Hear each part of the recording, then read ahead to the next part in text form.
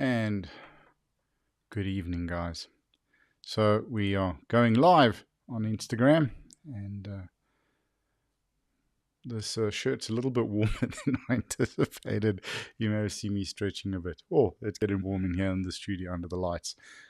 So I wanted to cover something that is of vital importance and also goes on from what we spoke about yesterday with regards to journaling.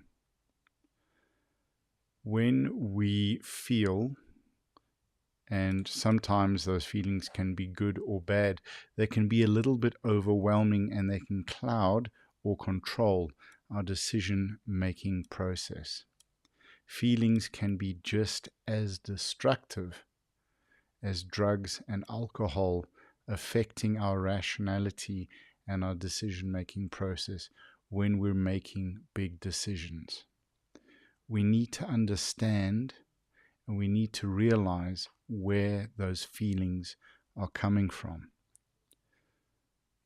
When we make big decisions, even small decisions, we need to understand what we're feeling and why we're feeling, because the outcomes might have dire effects. What I've realized and what I've learned in recovery and in working with people in recovery and with people who are not in recovery is that we think as adults, and we've touched on this before, but we feel as children. So when we speak about journaling to record what we're feeling, that may help us in 10 or 15 or 20 years' time in terms of making a decision. But what do we do right now?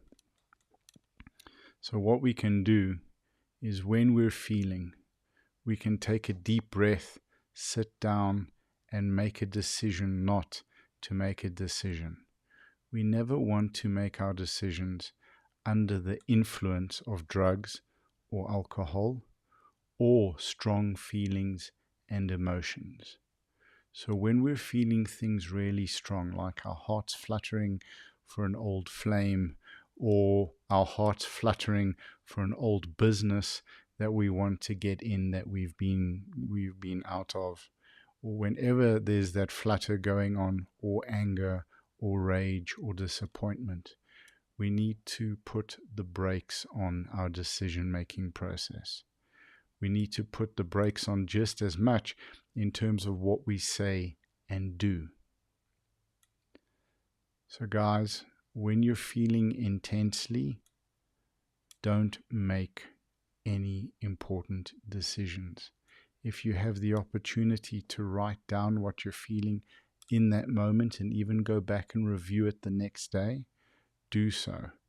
But do everything in your power not to make big decisions under the influence of strong emotion or strong feelings, just as we would not make any decisions under the influence of drugs or alcohol. Or at least I hope not, because I used to make a few very, very silly big decisions under the influence of alcohol. But it took me many, many years to recover from that and to build a life that is not affected by drugs and alcohol. Guys, thank you for joining me. Have a good night. I look forward to seeing you guys tomorrow. Remember, journal, write down what you're thinking and feeling, even for things that you've been through in the past. And don't make any big or important decisions under the influence. I love you guys. Have a good night.